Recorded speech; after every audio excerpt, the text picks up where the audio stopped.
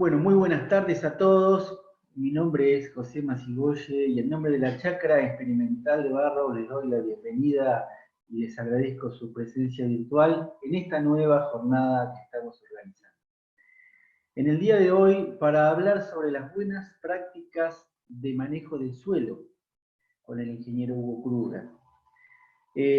Les comento que la modalidad de la jornada de hoy va a ser la siguiente. Una vez que el ingeniero Hugo Kruger haga su presentación de aproximadamente unos 40 o 50 minutos, vamos a estar dando un espacio de preguntas e interrogantes que ustedes tengan, los cuales los pueden hacer llegar a través del chat.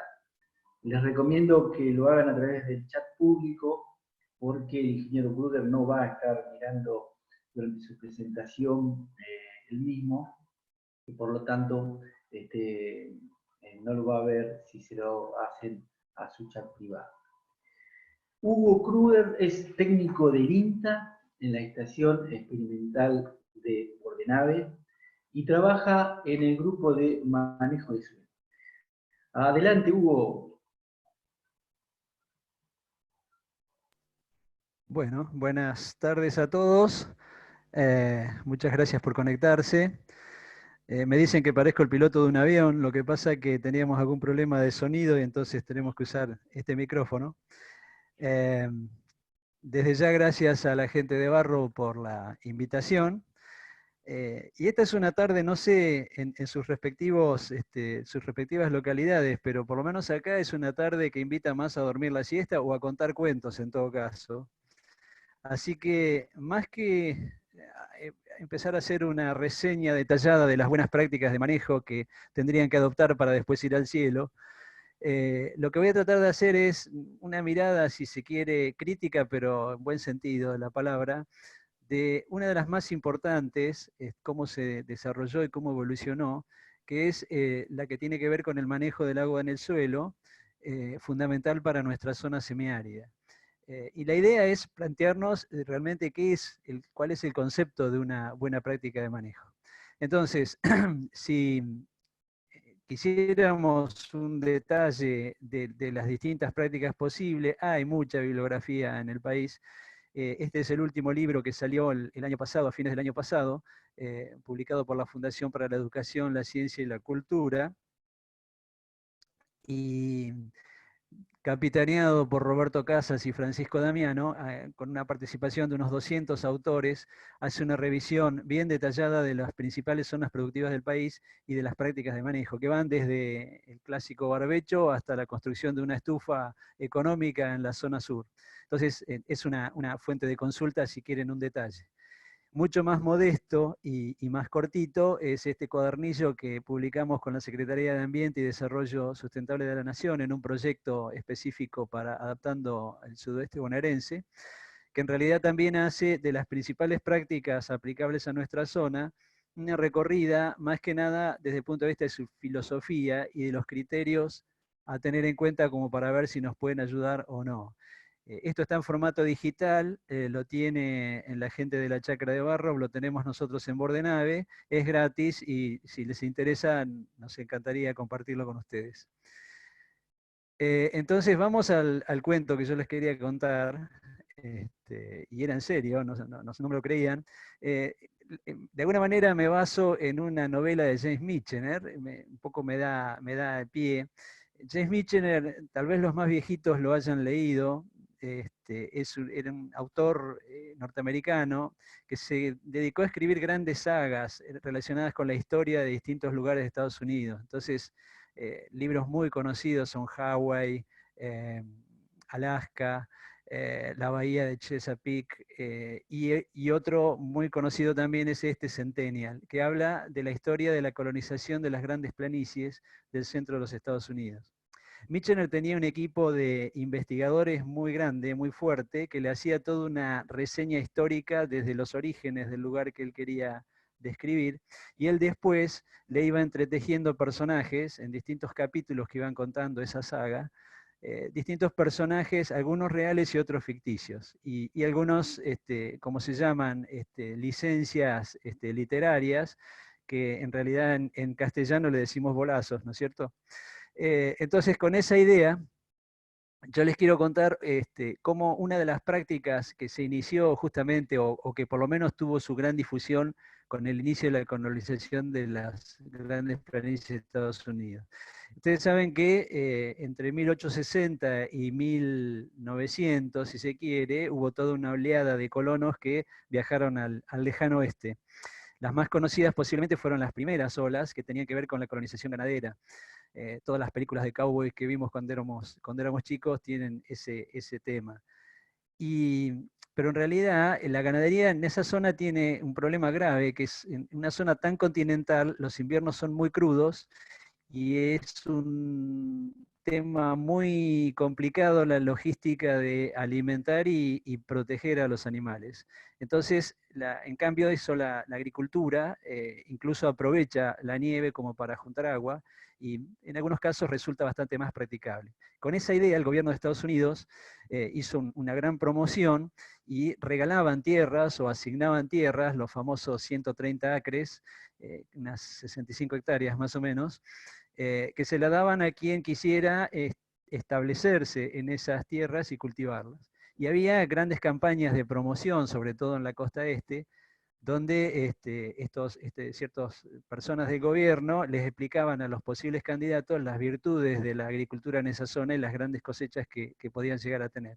Es una zona originalmente de pasturas de gramíneas, pastos naturales, con muy buena fertilidad, muy poca precipitación, 400 a 500 milímetros, especialmente en la parte central, y eso les explicaban a los futuros colonos que obligaba al uso de la tecnología moderna, que era dejar el suelo en barbecho durante 10 o 11 meses previos al cultivo generalmente de trigo o de maíz un poquito más al norte. De esa manera se juntaba agua y se desarrollaba fertilidad que iba a permitir grandes cosechas. Esa técnica la conocemos como barbecho limpio desnudo, ¿se acuerdan? Se araba el suelo, generalmente con reja y vertedera. Si ustedes piensan, 65 hectáreas para un colono no era mucho, pero imagínenselo arándolas con reja, con un arado de mancera y 2 caballos, y les sobraba tierra en realidad, ¿no? Después, con la mecanización cambió la cosa.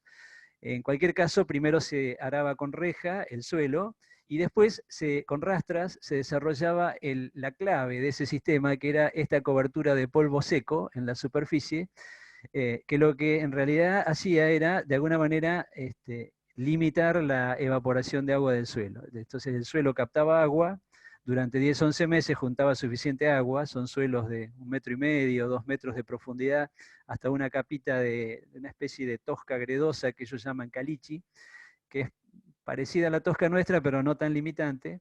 Entonces, con más de 200 milímetros de capacidad de retención de agua, era interesante la práctica. ¿Y cómo limitaban la evaporación? Bueno, correcto. Ustedes saben que en el suelo el agua tiene que pasar para evaporarse de la fase líquida a la gaseosa. La energía la proporciona la temperatura con la insolación. Y entonces el vapor de agua difunde a través del sistema poroso del suelo hacia la superficie, donde se evapora por una diferencia, por un déficit de presión de vapor en relación con el aire seco de la atmósfera.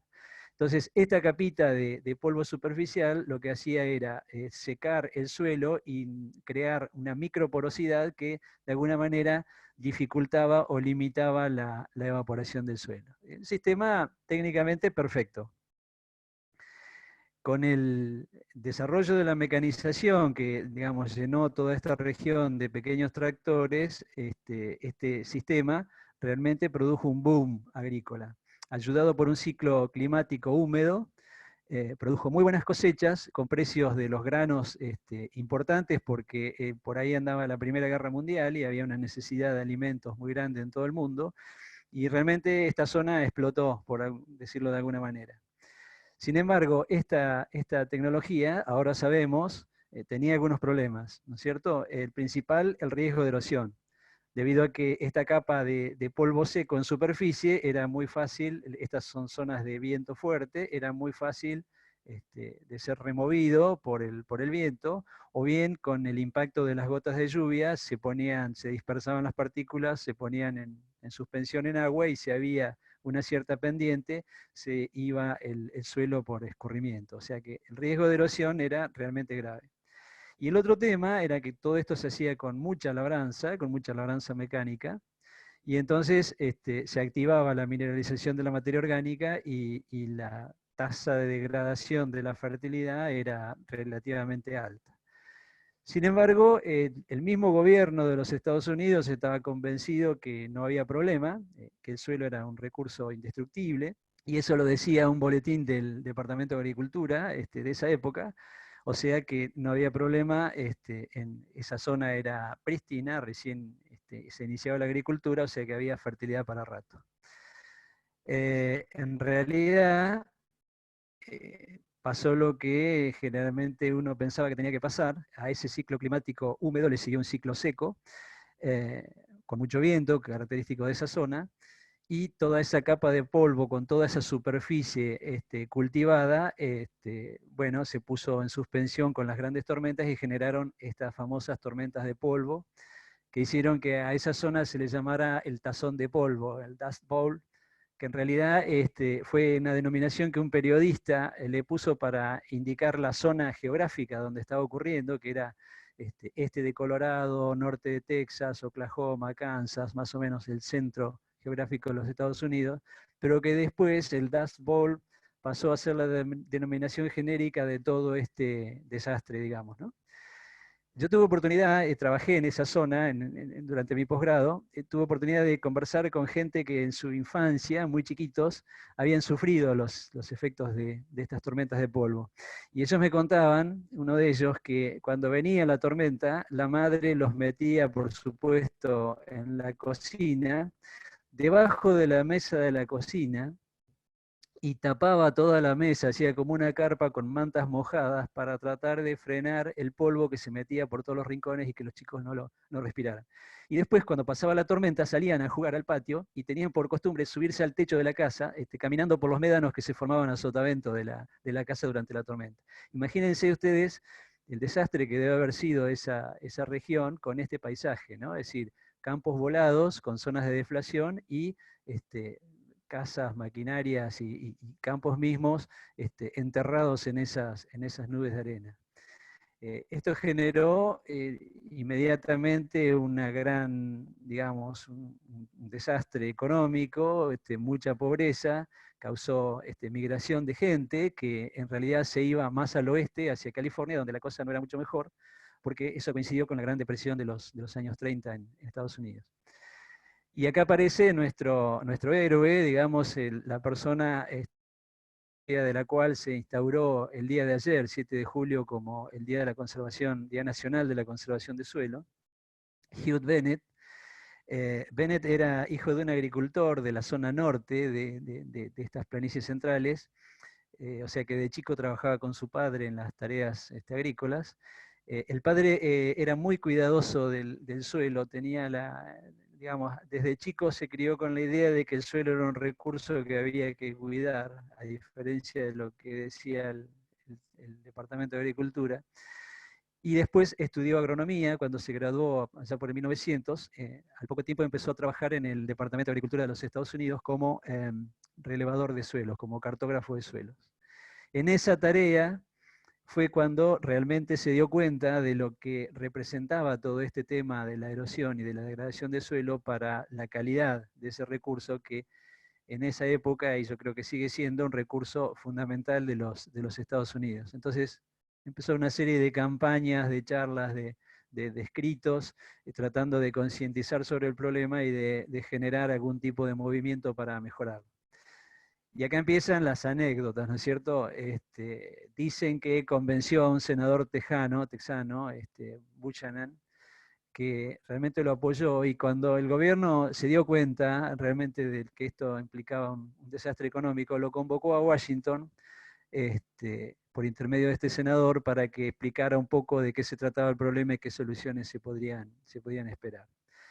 Dice la tradición oral que Bennett sabía que se estaba gestando una tormenta de polvo en el centro este del país y que tenía posibilidades de llegar hasta la costa este. De hecho, varias de estas tormentas llegaron efectivamente a las ciudades del este. Entonces, ¿qué hizo? Trató de darle largas a la charla, de demorarla lo más posible. Imagínense ustedes que yo me siga contando historias hasta las 5 de la tarde, lo más probable es que me quede solo, a lo sumo con Gustavo, que está controlando la transmisión. Bueno, más o menos cuando se le estaban empezando a dormir o a escapar los senadores, alguien dijo, parece que se está poniendo oscuro. Otro se asomó por una ventana y dice, parece una tormenta. Y se produjo el milagro, ¿no es cierto? La famosa tormenta de polvo llegó a Washington, justamente para ayudarle a Bennett a demostrar en la práctica sus teorías. Nuevamente cuentan que en esa votación donde se proponía crear algún servicio que realmente empezara a trabajar con este problema, el resultado fue unánime en favor de crear un departamento de servicio de erosión de suelo, se llamó, y del cual Bennett fue el primer jefe. Ese servicio de erosión de suelos después desembocó en el servicio de conservación de suelos, que después, más tarde, tomó el nombre de Servicio de Conservación de los Recursos Naturales, que es el que tiene actualmente y que es conocido a nivel mundial. Entonces, inmediatamente Bennett empezó a convocar a científicos, a técnicos de distintas disciplinas relacionadas con el suelo y con la agricultura, y comenzaron a trabajar para investigar el problema, generar nuevas técnicas, y desarrollaron los famosos distritos de conservación, donde los profesionales, en conjunto con los productores, investigaban qué prácticas se podían aplicar y hacían un plan de manejo. Y muy pronto apareció el mismo Departamento de Agricultura de los Estados Unidos, digamos, confirmó que en realidad la erosión de suelo era algo bastante más grave de lo que ellos pensaban. Hasta ahí, digamos, la historia internacional, o si se quiere, la historia de Estados Unidos. Como ustedes saben, nosotros, 100 años después, tropezamos con la misma piedra, entre los años 2008 y principios de 2010, también en coincidencia con un ciclo climático muy húmedo, con un desarrollo importante de la agricultura, se estaba produciendo la agriculturización de la región pampeana. También eso, digamos, desembocó en que parte de la ganadería se trasladó a zonas marginales, como era nuestra, incluso más al sur también, y había un incremento importante de la carga animal, junto con la cantidad, la superficie, sobre todo con trigo, y de golpe pasamos de ese ciclo climático húmedo sin previo aviso a un ciclo climático seco, que por suerte duró muy pocos años, pero que también generó este fenómeno de las tormentas de polvo. Nosotros hicimos una recorrida con una serie de expertos en el tema, para tratar de entender cómo funcionaba y qué pasaba y qué se podría llegar a hacer, y este es un poco el panorama que encontramos. Fíjense en la foto de abajo, están los dos procesos típicos, es decir, el área de deflación en el lote, donde toda la fracción fina de suelo se voló, y en este caso estos suelos tienen los rodados patagónicos, que son unas piedritas negras rojas características que están dispersas en la masa de suelo, que cuando se va la masa de suelo, se fueron acumulando, tapizando, formando este pavimento que en definitiva terminó protegiendo, entre comillas, al resto del suelo de la erosión. Y entonces acá tenemos la zona de deflación, y donde algún obstáculo disminuía la velocidad del viento, la zona de acumulación que tapó caminos, rutas. Una idea de la magnitud de la capa que se voló se las puede dar esta raíz de flor amarilla. Fíjense todo el pedazo, la capa de suelo que falta, y ahí se ven los famosos rodaditos patagónicos. Esto, insisto, estropeó no solamente lotes de producción, sino que caminos, obras de infraestructura agrícola, tapó las vías, etc. Incluso tuvimos oportunidad en esa recorrida de experimentar en carne propia una tormenta de polvo, y acá tienen algunos de los personajes. Por ejemplo, este señor de acá, Héctor Pelta, se jubiló como extensionista de la agencia de INTA de Torkins. La mayor parte de las terrazas para control de la erosión hídrica que ustedes pueden ver en la zona de Sierra La Ventana las promovió o las hizo este señor, Por allá se va escapando Raúl Agamenoni, que también trabajó mucho en la Estación Experimental Ascasubi, en la parte de siembra directa, cultivos consociados, trigo, fertilización. Y falta en la foto otro personaje que se jubiló como director de la Estación Experimental Chubut de INTA y que fue un experto en erosión, es un experto en erosión eólica en la Patagonia, que es Jorge Salomone. Bueno, siguiendo con nuestra historia, nosotros también tenemos Hugh Bennett en la zona, y ustedes lo conocen, el ingeniero Adolfo Clave. Adolfo trabajó toda su carrera profesional en la parte de conservación de suelos, y por ejemplo, generó un ensayo de rotaciones de larga duración, que después me tocó continuar a mí cuando él se jubiló, y que duró más de 40 años, hasta que desapareció por las famosas cuestiones presupuestarias. Ese experimento nos produjo muy buena información sobre el comportamiento del trigo en distintas secuencias, desde el monocultivo de trigo, pasando por la consociación con verdeos puros o verdeos consociados con vicia, por la rotación con pasturas base alfalfa o incluso con algunos otros sistemas de agricultura comunes en la zona. Y nos dio información sobre los rendimientos y sobre los efectos sobre el suelo de esas rotaciones. Pero además Adolfo fue el principal propulsor en la región de uno de los desarrollos de Bennett y sus amigos, que era la labranza conservacionista, que de alguna manera vino a reemplazar a la buena práctica, que era el barbecho desnudo, que después se transformó en mala práctica y entonces ahora fue reemplazado por el barbecho bajo cubierta. Esto es uno de los esquemas de la labranza mecánica que usaba Adolfo, por ejemplo, en el barbecho largo entre dos trigos. Se empezaba con una rastra que semi-incorporaba los residuos, entre un 40 y un 60% de los rastrojos se incorporaban al suelo, quedaban entremezclados con la capa superficial del suelo. Después una labranza profunda con cincel, a 15-18 centímetros, tenía por objetivo abrir el suelo para permitir la entrada de agua y para remover alguna capa compactada, incorporando un mínimo de residuos, entre un 10 y un 15%. Y después, desde ahí hasta mediados de junio, donde se siembra el trigo, se hacían labranzas secundarias de repaso, o bien con el mismo cincel, pero esta vez en forma superficial, 8 o 10 centímetros, equipado con rejas pidepato que cortaban por debajo de la superficie del suelo las raíces de las plantas y de las malezas y las dejaban en su lugar, o bien con la barra escardadora. La barra escardadora, para quienes no la conocieron, era una barra de hierro de unos 2 metros de largo, con perfil cuadrado, cierto filo, que se pasaba paralela a la superficie del suelo a unos 8 o 10 centímetros y que iba cortando las raíces de la vegetación espontánea, y que además tenía un movimiento de giro que generaba como una especie de ola o remolino por encima de ella, de la capa superficial del suelo, que hacía que las malezas cortadas quedaran con las raíces expuestas al sol y entraran rápidamente en marchitez. Tanto el cincel con pie de pato, que después dio origen a los grandes cultivadores de campo, como la barra escardadora, incorporaban entre un 10 y un 15% del residuo. De manera que con suerte, allá por mediados de junio, ustedes llegaban a la siembra con al menos un 30% de la superficie del suelo cubierta por residuos, o bien con 1.500 kilos de materia seca por hectárea, que eran los requisitos para que ese tipo de labranza se pudiera denominar conservacionista.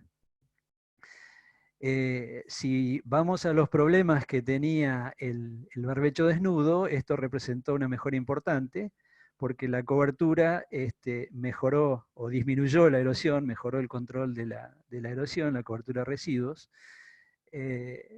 Sin embargo, se siguió manteniendo el problema de la tasa de mineralización, porque todo esto es una labranza mecánica, son varias labranzas mecánicas continuadas que generaban una cierta pérdida de fertilidad, sobre todo en nuestros suelos que no tenían mucho más de 1 o 2% de materia orgánica. Y el otro tema, es decir, la eficiencia hídrica, que en realidad mejoró bastante en relación con el barbecho desnudo. Esto se difundió prácticamente en toda la región pampeana y hay muchos trabajos que muestran esas ventajas. Sin embargo, la eficiencia hídrica de alguna manera sigue siendo baja. Y entonces, bueno, se fue gestando otra práctica que era en realidad el desarrollo o la consecuencia lógica de la profundización de este esquema de labranza, como es la siembra directa. La siembra directa representa la cobertura total y para muchos de los que, o casi todos los que trabajábamos en conservación de suelos, representó una expectativa interesantísima por lo que podía llegar a mejorar la agricultura. Sobre todo esta cobertura superficial compleja que tiene el suelo, que fíjense que tiene varios estratos, cada uno con diferentes funciones. Por ejemplo, el estrato superior, formado por residuos del cultivo anterior en pie, forma una especie de cortina rompevientos, muy porosa, muy poco densa, pero que de todas maneras consigue disminuir la velocidad del viento, que a medida que nos acercamos a la superficie del suelo se va haciendo prácticamente cero. Esto es un tema importante que tiene que ver con la posibilidad de hacer carretear o saltar partículas de suelo, y además con la evaporación que ahora vamos a ver. El otro estrato de residuos, que básicamente conformado por granza y residuos picados más finamente y por residuos de malezas secas sobre la superficie, proporciona una cobertura prácticamente del 80-90% del suelo, disminuye la insolación, o sea, disminuye la energía, la temperatura y la energía necesaria para producir el vapor de agua, y además protege el suelo del impacto de las gotas de lluvia, que de alguna manera impide la dispersión de esas partículas y el movimiento por escorrentía. Y finalmente tenemos el mantillo, que está formado por partículas en distinto grado de descomposición de esos residuos superficiales, que forman una delgada capa sobre la superficie del suelo y que constituyen el reservorio de fertilidad, pero además, de alguna manera, sustituyen, entre comillas, a esa capa de polvo seco que era el mantillo, la superficie del barbecho desnudo. Frenando, disminuyendo la difusión del vapor de agua hacia la superficie. Ustedes piensen que al no trabajar el suelo, no se rompe la porosidad, entonces eso es muy bueno porque el agua de lluvia infiltra muy rápidamente en el suelo, pero también el vapor de agua formado en las capas superiores del suelo puede difundir muy fácilmente hacia la atmósfera. Entonces, este mantillo estrato inferior es importante para disminuir la insolación y para disminuir el pasaje, el movimiento del vapor de agua. Pero esta capa del estrato superior lo que hace también es frenar la velocidad del viento. Si ustedes tienen una capa de aire en contacto con la superficie del suelo, esa capa de aire generalmente está seco, tiene muy baja presión de vapor, y entonces hace que el suelo húmedo, con mayor presión de vapor, difunda agua hacia la capa de aire. Si nosotros mantenemos esa capa quieta el mayor tiempo posible sobre la superficie del suelo, esta capa se va saturando paulatinamente y disminuye la tasa de evaporación. Si en cambio no tenemos esta protección y esa masa de aire se va y es reemplazada por otra masa de aire seco, entonces la tasa de evaporación se va a mantener a un ritmo sostenido. Esos son algunos de los secretos de la siembra directa. Volviendo a los problemas que nos ocupan, bueno, desde el punto de vista de la erosión, yo diría que definitivamente se terminó la erosión eólica, siempre que mantengamos una cobertura superficial adecuada. Desde el punto de vista de la degradación de la materia orgánica, el hecho de no trabajar el suelo, no removerlo en forma mecánica, disminuye la aireación y disminuye la tasa de mineralización. Está bien, por alguna parte genera la necesidad de aplicar fertilizantes, de mayor uso de fertilizantes, en general mayor uso de insumos, pero de todas maneras ese tema también es una cuestión interesante. Y desde el punto de vista de la eficiencia hídrica, acá hubo una cierta desilusión de todos, porque se esperaba que iba a ser mucho mayor. En realidad mejoró el manejo del agua del suelo, y mucho en relación con la labranza bajo cubierta.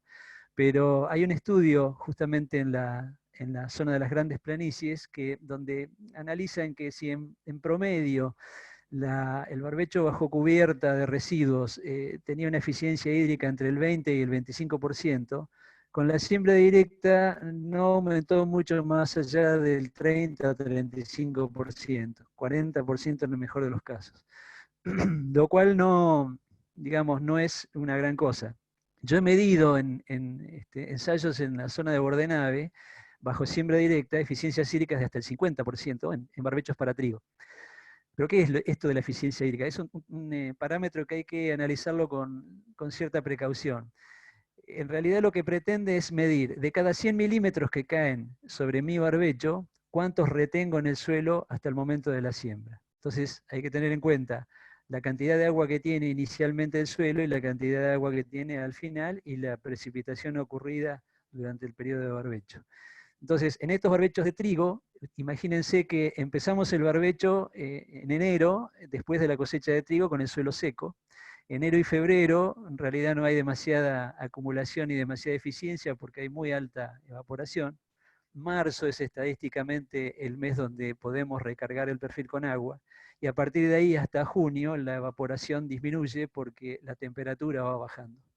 Entonces, no es extraño que podamos tener muy poca agua al inicio, mucha agua al final y una eficiencia hídrica relativamente alta.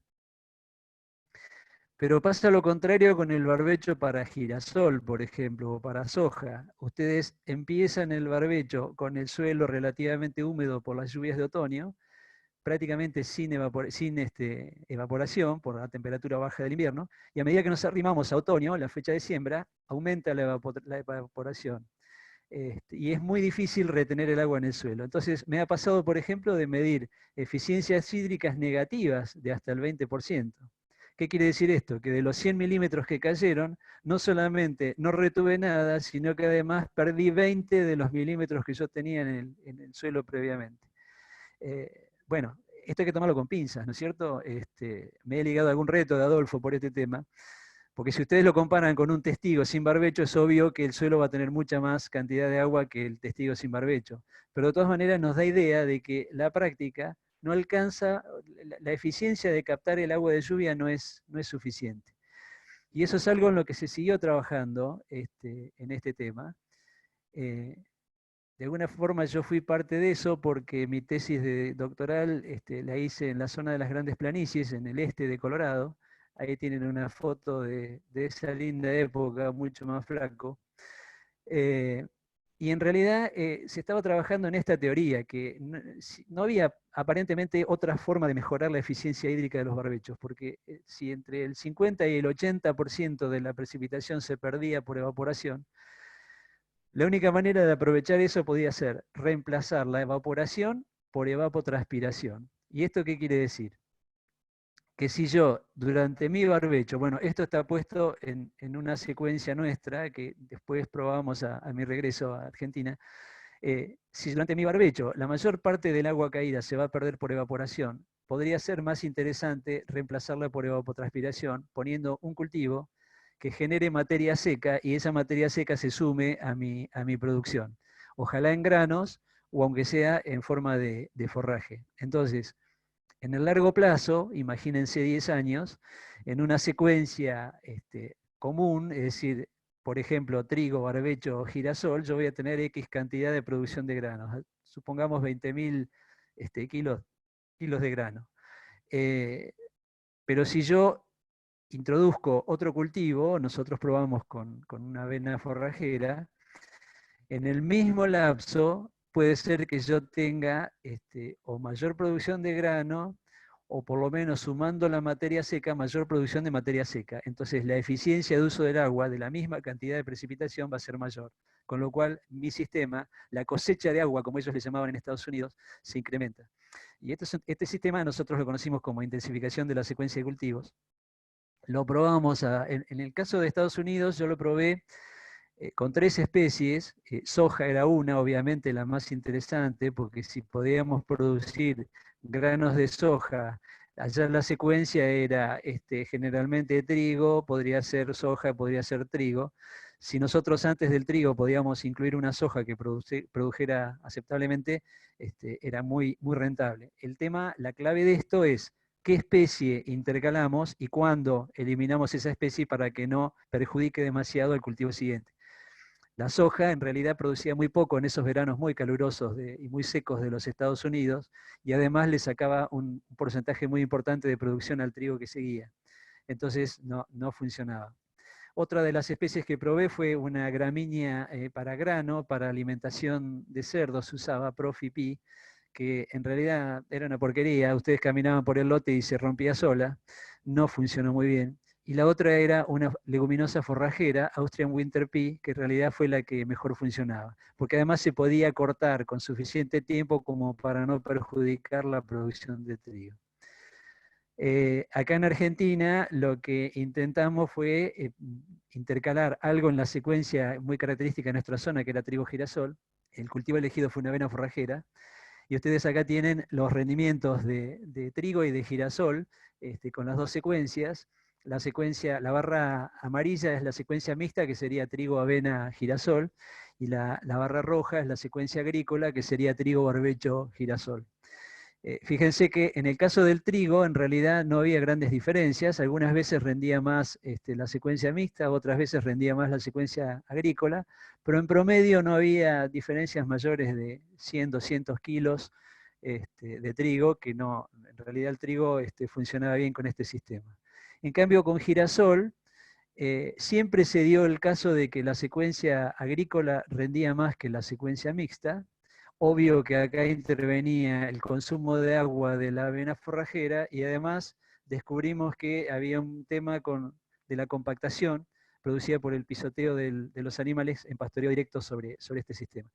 Que en general tampoco, si ustedes miran en detalle, tampoco eran grandes diferencias, no más de 300, 400 kilos, salvo algunos años donde sí realmente la cosa se ponía complicada y teníamos diferencias de rinde de 800 y hasta 1000 kilos, lo cual era mucho en el caso del girasol.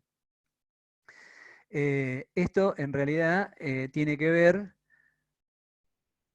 porque estábamos en siembra directa, en ese caso al tema de la baja eficiencia hídrica lo estábamos tratando de arreglar, pero además apareció un problema que es la compatibilidad o la incompatibilidad en algunos casos entre agricultura y ganadería. El hecho de tener a los animales encima del lote generando pisoteo y el hecho de no remover ese pisoteo con una labranza posterior determinaba algunos problemas. En principio nos preocupó mucho esto, después con el avance de los estudios nos dimos cuenta que en realidad la densificación no era demasiado problema, había un incremento de densidad aparente del suelo por pisoteo, pero no era limitante, pero sí la resistencia mecánica, sí se generaba una capa dura entre los 6 y los 10 centímetros de la superficie del suelo, y ustedes saben que la resistencia a la penetración tiene mucho que ver con la humedad.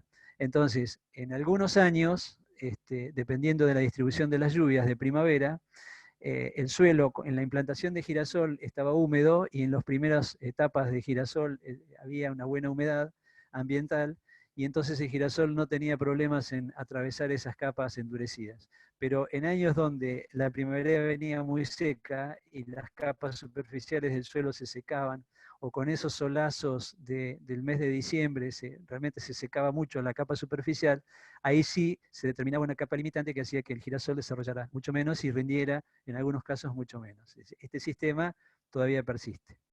Bueno, después aparecieron también algunos otros problemas de la siembra directa, y es que en parte por esta incompatibilidad ganadería-agricultura se tendió a sistemas simples, más agrícolas, a diversificar el sistema de producción en función de las características del suelo. Los mejores suelos pasaron a los sistemas agrícolas y los suelos más marginales se dedicaron a ganadería. Y también la siembra directa, por su versatilidad, favorece el monocultivo, que es posible, funciona, es muy redituable, pero en general creo que los edafólogos estamos de acuerdo que no es el sistema más sustentable desde el punto de vista de la agricultura.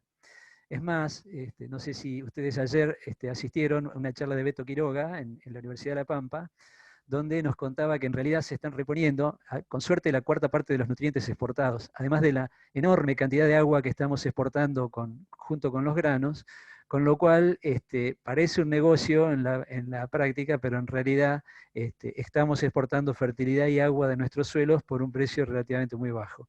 Y bueno, la siembra directa de alguna forma fue el vehículo para esto.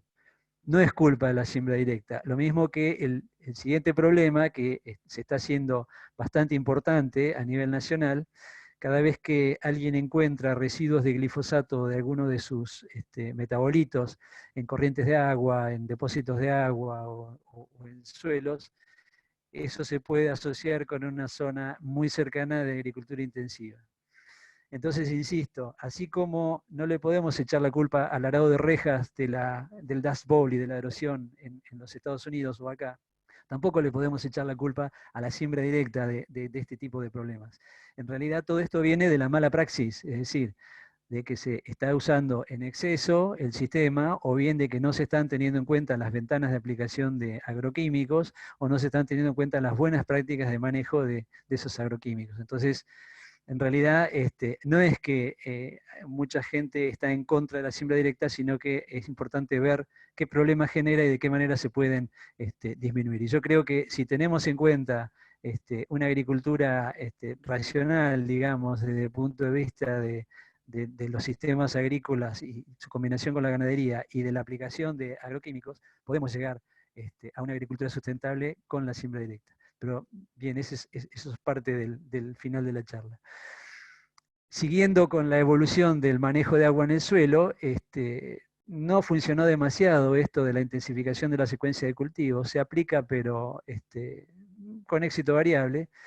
Y la derivación de esto fue la aparición de los cultivos de cobertura o los cultivos de servicio, como se los llaman, que es exactamente lo mismo, pero en lugar de incluir esta avena para forraje, algo que en la zona semiárida y en un sistema mixto nos parece totalmente lógico, se reemplazó por un cultivo que se hace crecer nada más que para secarlo después con un herbicida y que funcione simplemente como cobertura. Algo que de alguna manera me sigo negando a considerar en una zona ganadera, donde además es muy común la falta de forraje.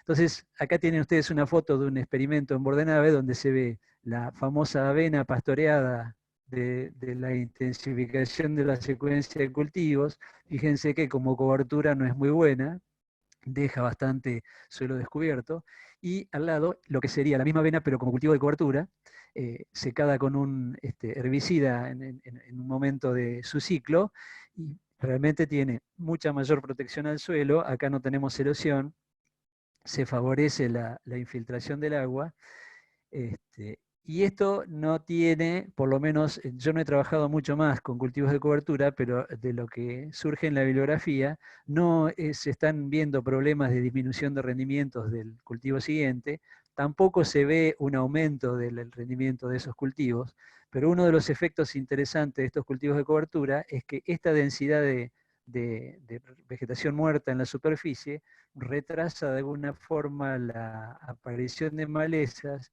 y está disminuyendo consistentemente la cantidad de aplicación de herbicidas, con lo cual estamos resolviendo o contribuyendo a solucionar uno de los problemas de la siembra directa, como es la contaminación. Entonces, digamos, es interesante notar, si volvemos a recopilar toda esta evolución, este cuento sobre el manejo de agua en el suelo a través de los barbechos y sus derivaciones, es importante ver cómo lo que era una buena práctica de manejo, o considerada una buena práctica de manejo en su momento, condujo a verdaderos desastres, o si no, el resto de las prácticas le seguimos encontrando problemas con el tiempo o con el avance del conocimiento, y entonces es necesario de alguna forma seguir evolucionando y reemplazarlas.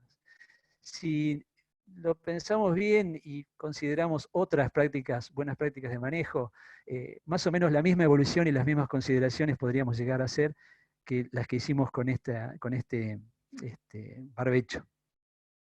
Y entonces, de alguna manera, la respuesta a la pregunta del título de la charla, si existen las buenas prácticas de manejo, en realidad existen, aunque en general no tendríamos que considerarlas sagradas, sino como la mejor expresión del conocimiento de la época. Esto es lo mejor que sabemos, la mejor forma que tenemos para hacer agricultura. Y tenemos que ser conscientes de que con el tiempo y con la aplicación de estas prácticas y con el avance del conocimiento, pueden empezar a aparecer problemas y deficiencias. Y eso puede obligarnos a revisarlas y en muchos casos a mejorarlas o a reemplazarlas. Entonces, una de las funciones de la investigación agropecuaria, de nuestras funciones como investigadores, pero también de los productores agropecuarios como responsables de una producción realmente sustentable, es estar atentos y tratar de detectar esas deficiencias en cualquier buena práctica de manejo y, si es posible, proponer alternativas para evitar mayores daños.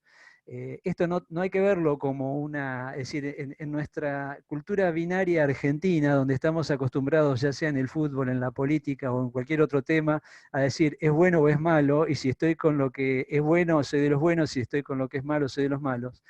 Tenemos que aprender a considerarlo con criterio objetivo, es decir, no se trata de ser fervientes propulsores de una práctica o fervientes detractores de la misma práctica, embanderarnos en cualquiera de los dos bandos que espontáneamente surgen, sino que en realidad tenemos que ser muy objetivos y admitir que si una buena práctica, por más interesante y buena que la consideremos, tiene algún problema, en realidad tenemos que resaltarlo, destacarlo y tratar de controlarlo, ya sea mejorando esa práctica o buscando una práctica nueva. Porque yo veo que es muy común que digan fulano es enemigo de la siembra directa o es favorable a la siembra directa, cuando en realidad, si somos investigadores, tenemos que ser muy objetivos en ese tema y no ser ni partidarios ni detractores, sino simplemente ser analistas críticos, con el buen sentido de la palabra, y tratar de verlas desde un punto de vista muy objetivo y pensando en su aplicación. Y bueno, con esto yo termino un poco la reflexión que me interesaba despertar en relación con este día de la conservación del suelo. ¿Se durmieron todos? Hola Hugo. ¿Sí? Bueno, sí, se te escuchó muy bien, Hugo, muy claro. Yo por lo menos, creo que el resto también. Así que bueno, desde ya, muchísimas gracias.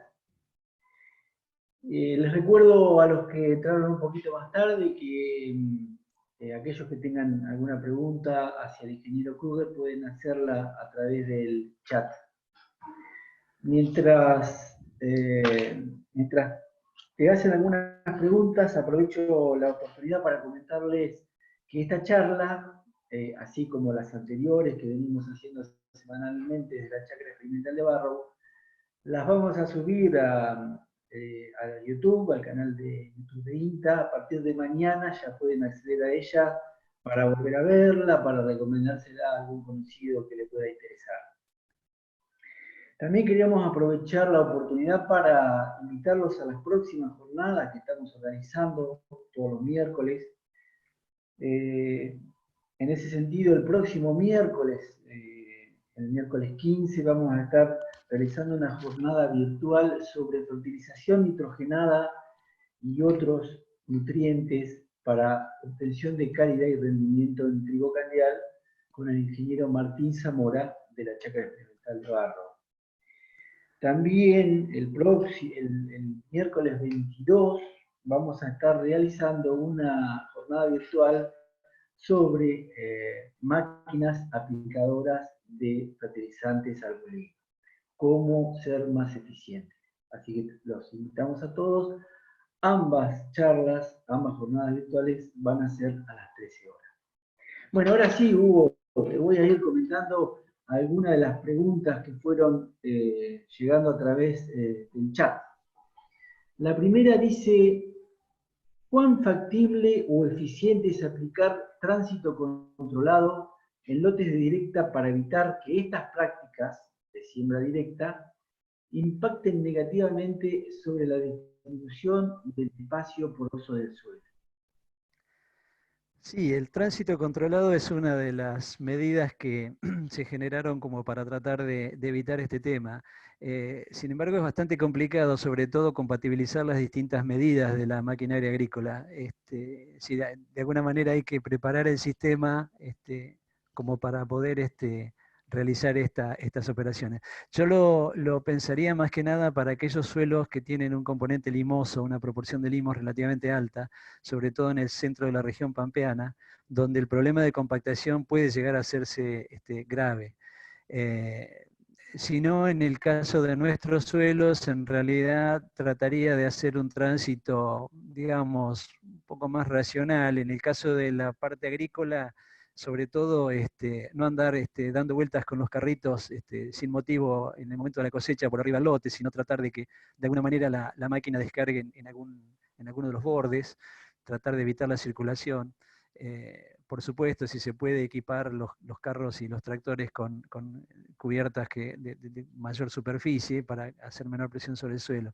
Y en el caso de la ganadería, los pastoreos, de alguna manera evitar los pastoreos en húmedo, y tratar de hacer pastoreos, digamos, con alta carga y la menor permanencia posible dentro del lote. Pero tampoco matarse, digamos, es decir, en algunos suelos, insisto, puede ser más complicado que en otros, sobre todo en función de la proporción de limo, pero si uno medianamente se maneja con una cierta inteligencia en el sentido de no pisotear de gusto, por supuesto retirar los animales en caso de lluvia, pero este problema de compactación se genera en algunos años, se genera cuando se dan condiciones, como yo les decía, de sequedad en el momento clave para el desarrollo del cultivo.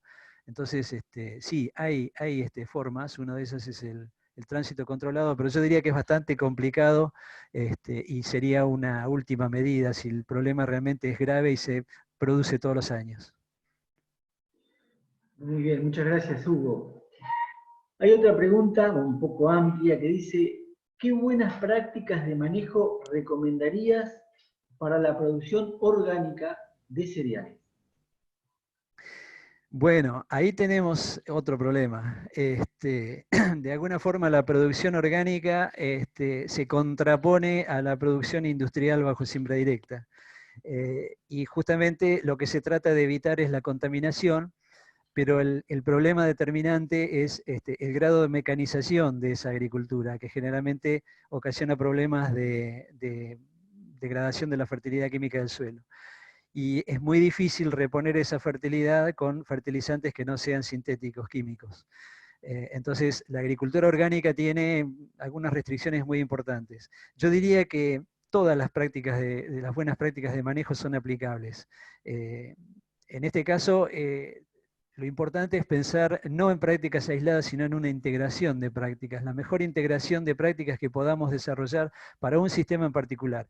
Y en este caso es importante reconocer que lo que para mi sistema puede ser bueno, para el sistema del vecino que está al lado mío puede ser no tan bueno. Entonces, un poco de ahí viene la idea de cuáles son los criterios de aplicación de las prácticas.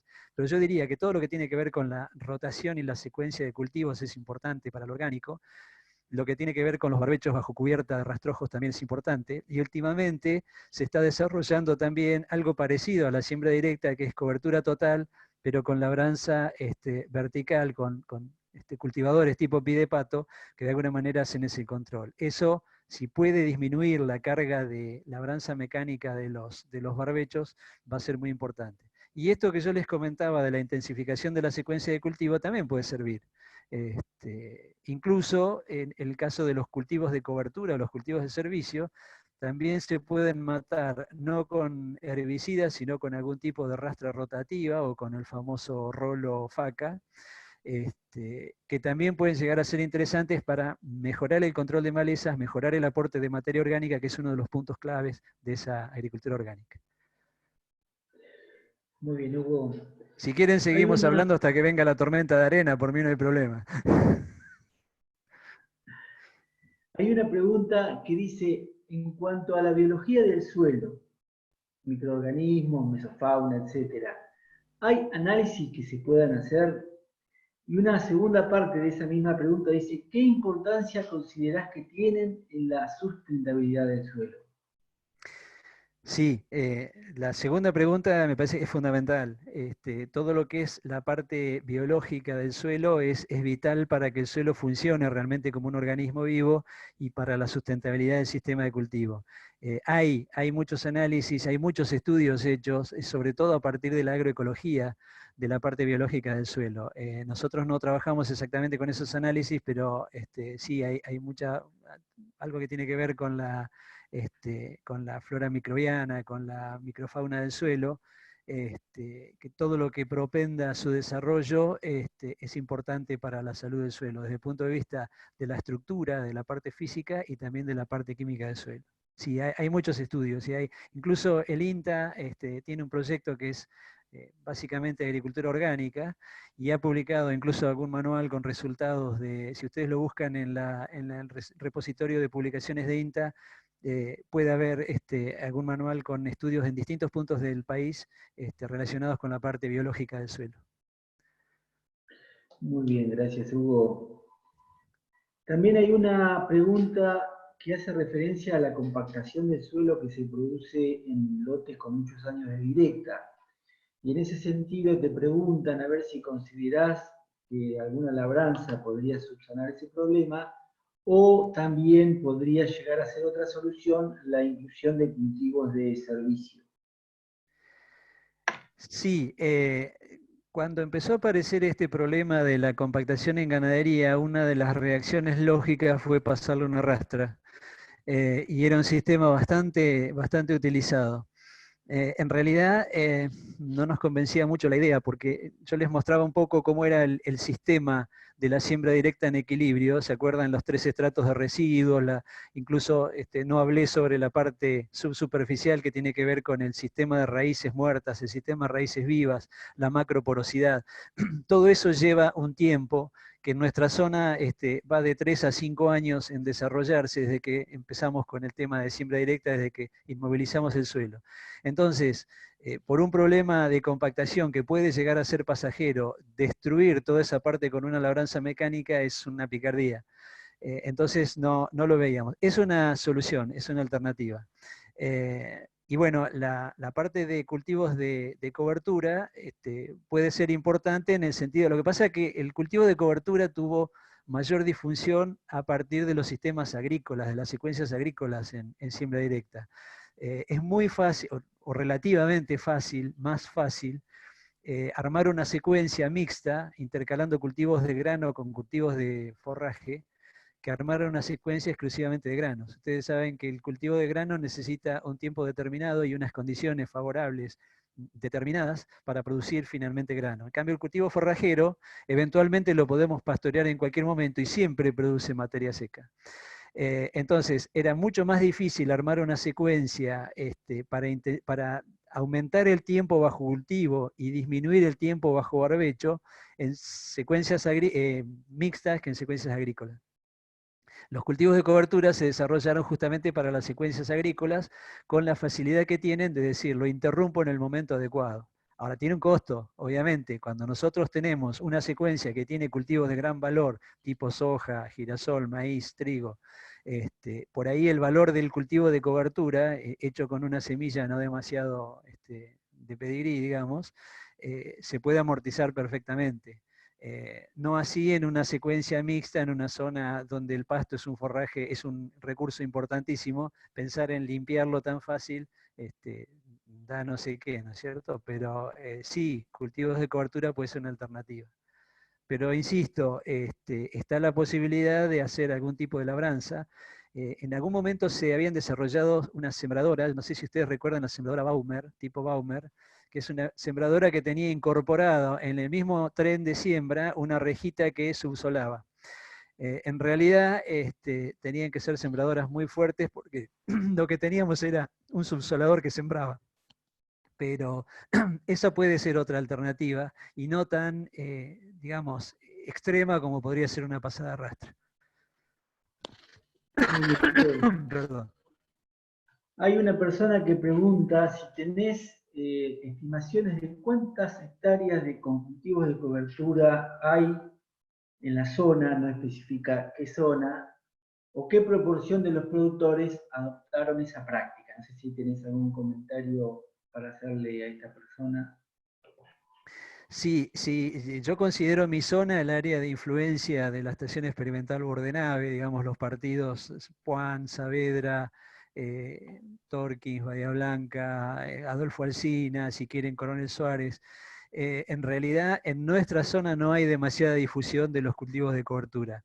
¿Por qué? Porque el cultivo de cobertura se hace cada vez más negativo a medida que disminuye el régimen climático húmedo, es decir, Nosotros de noreste a sudoeste pasamos de un régimen subhúmedo a un régimen netamente semiárido. Y entonces ahí el cultivo de cobertura, digamos, es costoso y no produce demasiadas ventajas porque le quita agua al cultivo que sigue. En las zonas un poco más subhúmedas es donde tuvo mayor difusión. Y yo diría, no sé el número de hectáreas, pero yo diría que tiene mucha difusión en la zona subhúmeda, en la región, en la zona de La Pampa, en la zona de Córdoba, y en la zona norte de Buenos Aires y sur de Santa Fe. Tiene bastante difusión porque ya les digo, está al margen de tal vez no cumplir con el objetivo original, que era el de mejorar el rendimiento del cultivo que le sigue, sí está produciendo una notable disminución en la cantidad de herbicidas a aplicar durante el barbecho, y eso está apreciado por los productores.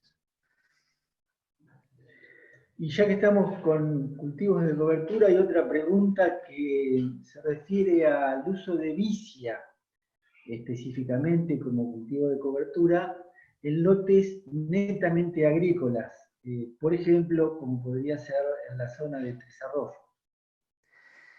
Sí, nosotros tenemos mucha información sobre el tema del efecto de la vicia, no en siembra directa, sino con labranza mecánica, que es el ensayo que yo les comentaba que había sido iniciado por Adolfo. En realidad, un cultivo de avena con vicia, pastoreado en este caso, la vicia le agrega buen nivel de proteína a la dieta, aparte de la materia seca de la gramínea, puede producir algunos problemas de toxicidad en determinadas condiciones, pero sí está claro que en un sistema pastoreado produce un beneficio interesante en cuanto a crédito de nitrógeno para el cultivo siguiente, si es trigo. Hay un ensayo muy interesante que hizo Raúl Agamenoni en Ascasubi, y él comparó un cultivo hizo sobre un rastrojo de trigo, hizo un cultivo de avena con vicia, y siguió con un barbecho y un cultivo de trigo en uno de los tratamientos. En los cultivos de avena con vicia, uno lo pastoreó, otro lo utilizó como cultivo de cobertura, es decir, lo mató, lo secó con herbicida en determinado momento, y otro lo dejó como cosecha de avena con vicia. Y después comparó en el trigo siguiente los efectos que producía cada uno sobre el trigo. En realidad, el cultivo pastoreado, que es el que nosotros hacemos, ustedes saben que se lleva la mayor parte de la biomasa de la avena con vicia, o sea, se lleva la mayor parte del nitrógeno generado en ese sistema. Nos queda nada más que el sistema radical con los nódulos. En el cultivo de cobertura queda todo en el suelo, la biomasa aérea y la biomasa radical. Y en el cultivo de cosecha, en realidad lo que se vio era que producía una cantidad interesante, algunos años más, otros menos, de grano de vicia que en la zona se comercializa con buen valor, pero además dejaba todo el residuo y entonces los efectos sobre el trigo eran graduales, es decir, el menor efecto lo producía, bueno, ningún efecto el barbecho, el menor efecto lo producía la vicia pastoreada, que en el caso nuestro, en Bordenave hemos visto que en promedio puede equivaler a 20-30 kilos de nitrógeno aplicado, con la diferencia de que es un nitrógeno puesto en forma de residuos muy lábiles y que se van degradando en el transcurso del ciclo de trigo, con lo cual vendría a ser como un nitrógeno de la mineralización. Es decir, es un nitrógeno que tiene mucha más eficiencia de utilización que el nitrógeno de un fertilizante. En el caso del cultivo de cobertura se generaba también, bueno, en el caso nuestro equivale a 20-30 kilos de nitrógeno, y desde el punto de vista de rendimiento de trigo, en algunos casos alcanzó a duplicar el rendimiento de un trigo respecto del mismo trigo hecho en monocultivo, es decir, trigo sobre trigo. Y en esta experiencia de Agamenoni lo que se veía era que la vicia cosechada producía grano, pero además producía más o menos los mismos efectos benéficos, digamos, de incorporación de nitrógeno sobre el cultivo de trigo. O sea que es muy interesante. Lo que pasa es que esto tiene algunos temas de manejo, es decir, ustedes saben que la vicia tendrían que matarla de alguna forma antes del cultivo siguiente, que yo me imagino que va a ser un cultivo de verano. Entonces, la vicia explota, digamos, la floración de la vicia a partir de octubre, y en ese momento es donde produce la máxima fijación de nitrógeno. Entonces, sería deseable dejarla hasta último momento y recién matarla, lo cual puede ser contraproducente desde el punto de vista del aprovechamiento del agua. Sería mejor matarla un poco antes. O sea que tiene algunos temas de ajuste que hay que ver en cada caso particular, pero es interesante. Sí, encaja muy bien como antecesor de un maíz tardío sobre todo, y O cebada. particularmente, claro, y particularmente cuando es sembrada en forma temprana, con lo cual se logra acumular un volumen interesante en forma anticipada para poder quemarla con una anticipación suficiente para volver a acumular agua. Hay una pregunta relacionada a qué tipo de análisis, entiendo, del suelo, le prestarías mayor atención para saber sobre la salud del mismo, Saber sobre, perdón. sobre la salud de ese suelo. Y otra Bueno, segunda parte de esa pregunta sí. dice, ¿qué varía más según las prácticas? ¿La materia orgánica neta, la materia orgánica particulada, el pH, etcétera? Bueno, a ver, ¿qué tipo de análisis? Y el tema es que las determinaciones de suelo son muy específicas, es decir, cada determinación tiende a algo en particular. Por ejemplo, la materia orgánica nos da idea del contenido de materia orgánica total, de carbono orgánico total, que de alguna forma expresa muchas propiedades juntas del suelo y es uno de los análisis más interesantes. Fósforo Bray, por ejemplo, nos dice exactamente, nos da una idea de lo que suponemos es el fósforo disponible en el suelo para las plantas. Y así hay otros tipos de análisis. pH, por ejemplo, yo diría que no parece tan importante en nuestros suelos, porque son suelos que en general son calcáreos, tienen un contenido de carbonato de calcio relativamente alto, y nuestros pH andan en la neutralidad o ligeramente por encima. No tenemos problema de pH ácido en general, salvo yo no he visto pHs de 5 o de 5,5, más que en la punta de algún médano de la zona arenosa del oeste de la provincia. Eh, pero si, o debajo de alguna cortina de eucaliptus o de pinos o algo por el estilo, pero si no, no es demasiado problema. Si pH nos puede ayudar más que nada para caracterizar los suelos de tipo salino-alcalino. Entonces sí, ahí el pH es importante para ver si el suelo es alcalino o no es alcalino, lo que tiene que ver con la predominancia de cierto tipo de sales y su efecto sobre los cultivos. Pero digamos, en la agricultura tradicional, en las tierras agrícolas, pH no parece ser demasiado importante, salvo que pHs extremos, por arriba de 7, 5, 8, nos pueden llegar a generar un problema con la disponibilidad de fósforo. Yo diría que materia orgánica es uno de los análisis más interesantes. El problema, yendo a la segunda parte de la pregunta, bueno, nitratos en el suelo o nitrógeno de nitratos o nitrógeno de nitratos más amonio, es el análisis característico para saber qué dotación de nitrógeno tenemos al inicio del ciclo de un cultivo y cómo complementarla o darnos idea de cómo complementarla con el fertilizante. Ahora se está usando mucho también otra determinación que es el nitrógeno anaeróbico, el NAN, que también nos da idea del nitrógeno disponible para la mineralización, o sea, el nitrógeno potencialmente mineralizable. El NAN, que es una incubación corta de 7 días de la muestra de suelo, y después una determinación del amonio producido, nos da idea de qué potencial tiene de mineralizar el suelo en condiciones favorables. Y eso nos puede permitir explicar a veces el rendimiento del cultivo.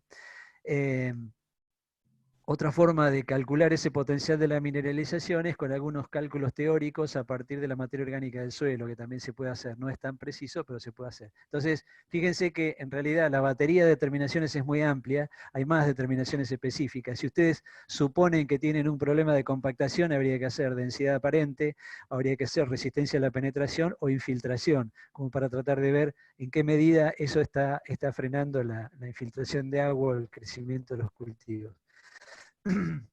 La otra pregunta, que era las fracciones del carbono orgánico, en realidad la más difundida es la materia orgánica total, que necesita de un periodo relativamente largo para determinar cambios en el suelo. Entonces se ha empezado a investigar distintas fracciones, y una de ellas es la materia orgánica joven o la materia orgánica particulada, que sería la parte gruesa de esa fracción, que es la que supuestamente se descompone más rápido y es la que manifiesta más rápidamente los cambios en el manejo del suelo.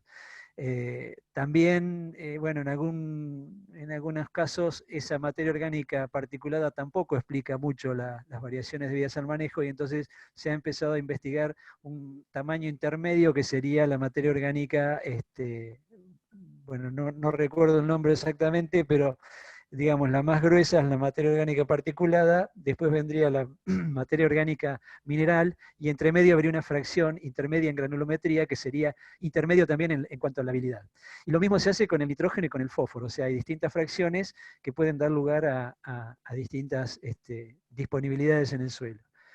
Todo eso es un tema bastante complicado, es más complicado en el caso del fósforo que en el caso del nitrógeno, porque el fósforo tiene distintos compartimentos en el suelo y es más difícil ver cómo están funcionando, pero todo eso hace al análisis del suelo. Que de vuelta, fíjense que al igual que el barbecho, ha ido evolucionando el análisis del suelo, desde determinaciones clásicas hasta determinaciones mucho más específicas, incluyendo las determinaciones biológicas, que nos dan una mejor idea de cómo está funcionando un sistema. Muy bien, muchísimas gracias, Hugo. Pareciera que no hubiera más preguntas, así que bueno, solo resta agradecerte a vos por tu predisposición, por tu buena voluntad. De parte de la Chacra Experimental de Barrow, te damos muchísimas gracias.